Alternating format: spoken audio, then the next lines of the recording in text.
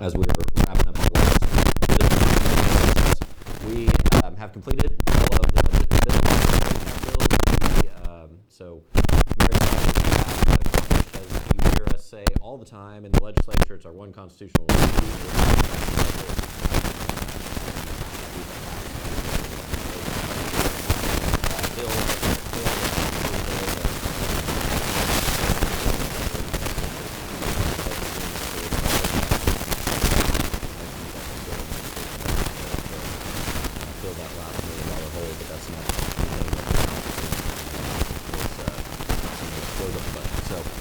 really good for the House where we stand right now, and I don't know, has the Senate finished the GA bill? I'm actually asking you all a question for a change. Great. Very good. Well, that's the problem sometimes. So our plan is the Senate is going to do the GA bill, and so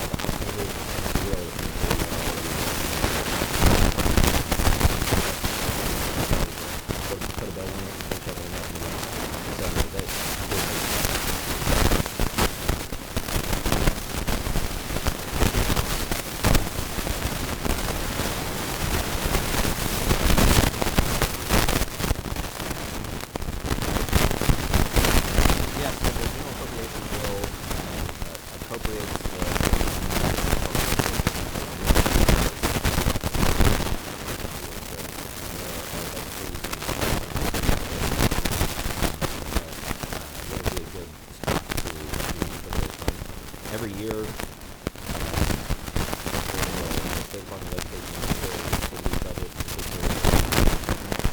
there's no shortage of good things that people want to put into that, and so they'll identify something and start adding.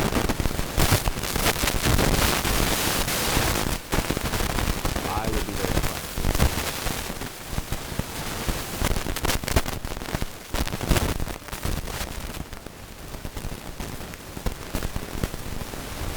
Yeah, right now we're going to get through the budget and remaining policy items, and next week I may do some bills coming out of conference and things of that nature.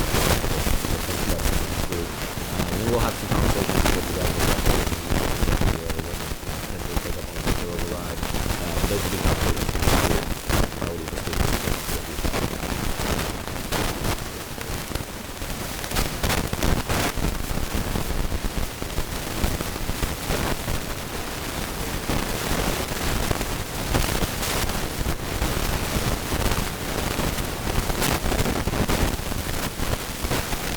Sure. So I would say technically the University of Oklahoma Hospital is making a $50 million request. The legislature formally making an ask, but I am supportive of that request of the OU Hospital. I think that would be a good project to fund and really a good step in the right direction. CSET and the legislature working together to fund projects that make sense for the students. Next week, and that would be a great project to fund. As far as I know, that'd be a project.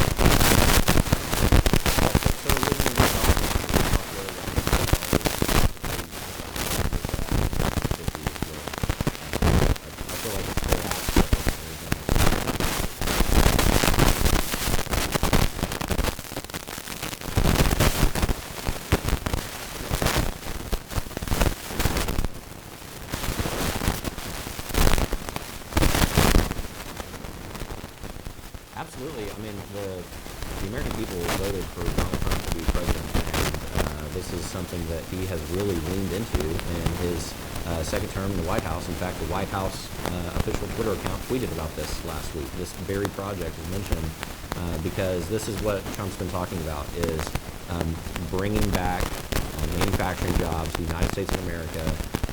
And he personally was over in the Middle East last week announcing this project for a reason, because this is the very thing that he campaigned on, the very thing that the people of the United States voted for.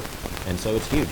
And again, on all these things, I'm talking about the United States, which obviously is a big deal for Oklahoma, but it's a big deal for the United States of America to bring back onshoring these manufacturing to the United States, because of all the ancillary jobs and alongside it.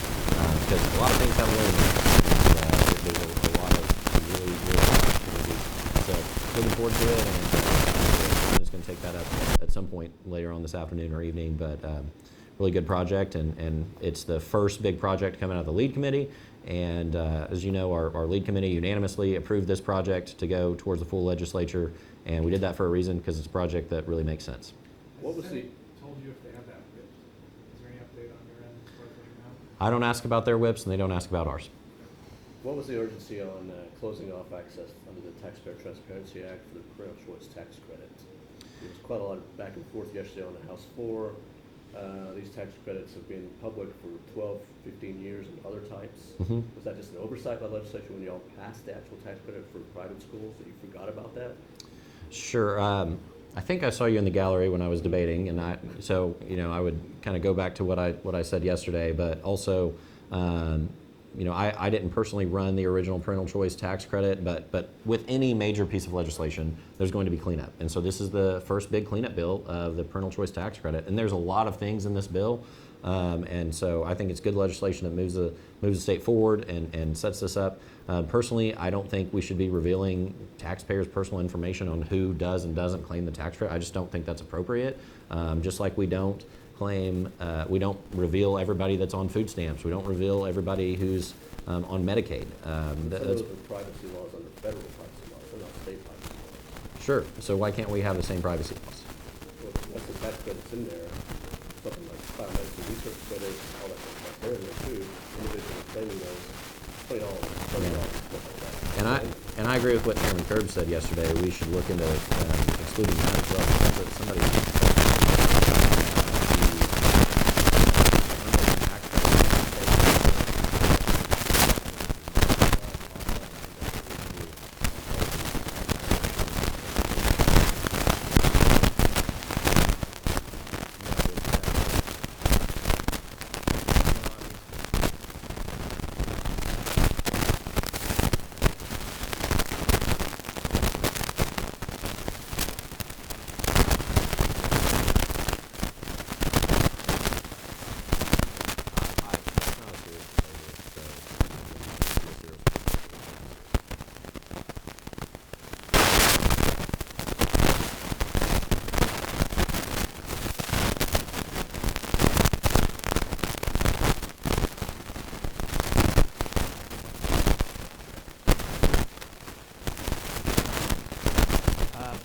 I saw the news break. I haven't really had a chance to dig into it. My understanding is a 4-4 decision, which oftentimes when there's a 4-4 decision, that just means it's postponing a decision until the case comes up. So, as it stands right now, the law of the land is a decision of the state Supreme Court, and so we'll have the law of the land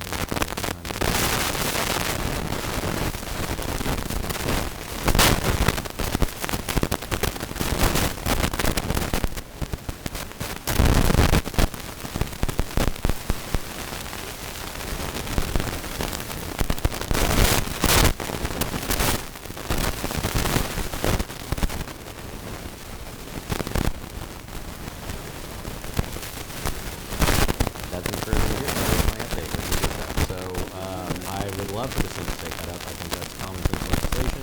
It passed by the number overwhelmingly. It was never our intent.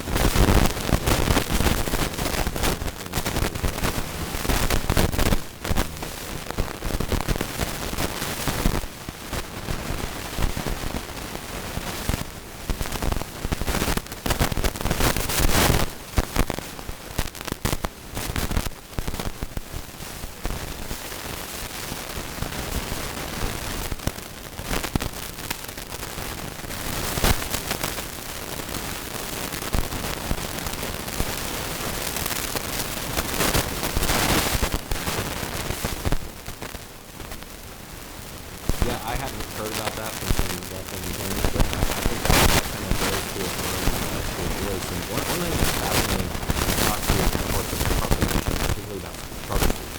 In Oklahoma, charter schools, for whatever reason, have, for the most part, been pretty partisan.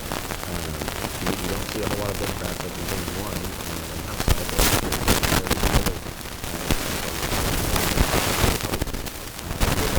it's not a political issue. Charter schools and schools in general, and so I think that's an encouraging thing that we're getting past the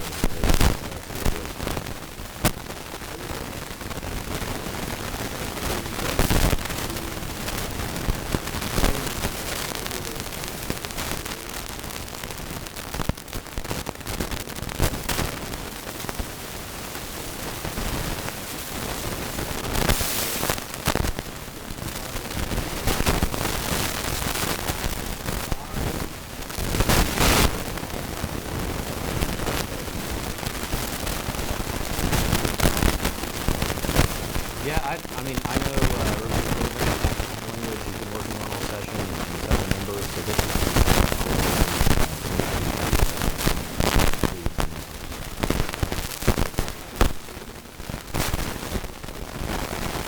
related to teacher certifications and processes.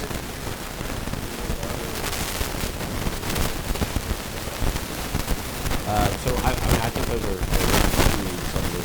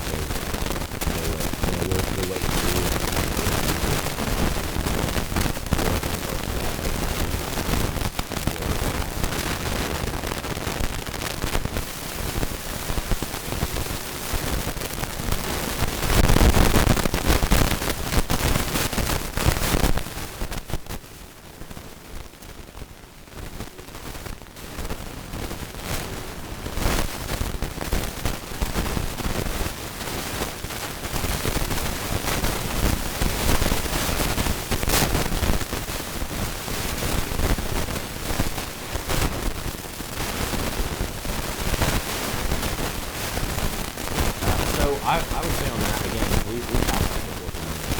So, from the point of how, I appreciate the encouragement to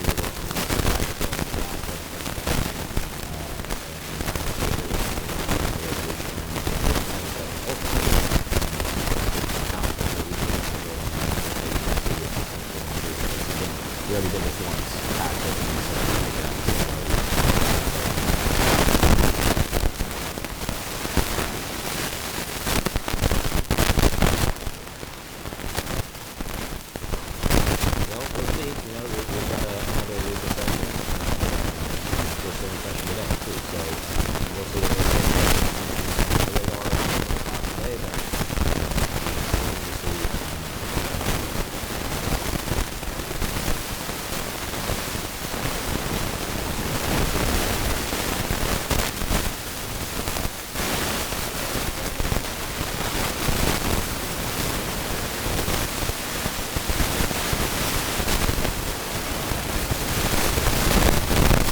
did. I want to say hats off to the government. This is the seventh session that from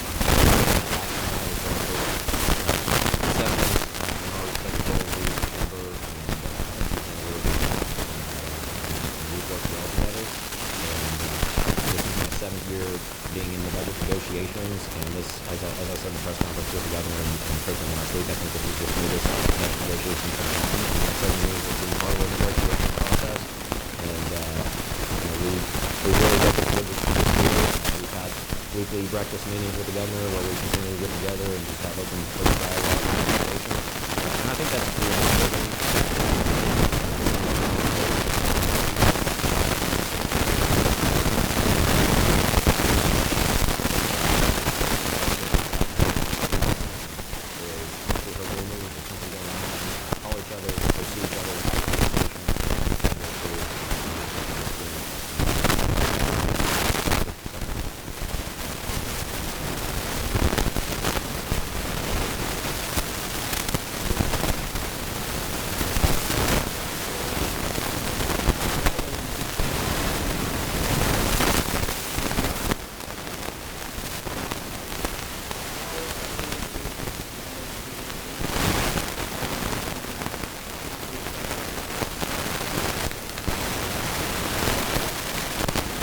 So as an agency head, he is required to submit a budget for his agency, and so he will take that with all his agencies, as is required.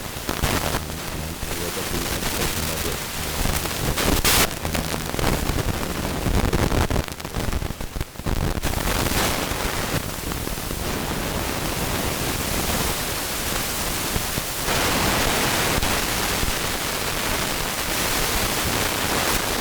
Truly, I was in some other meetings with business courts, and then I saw on the board that there was like a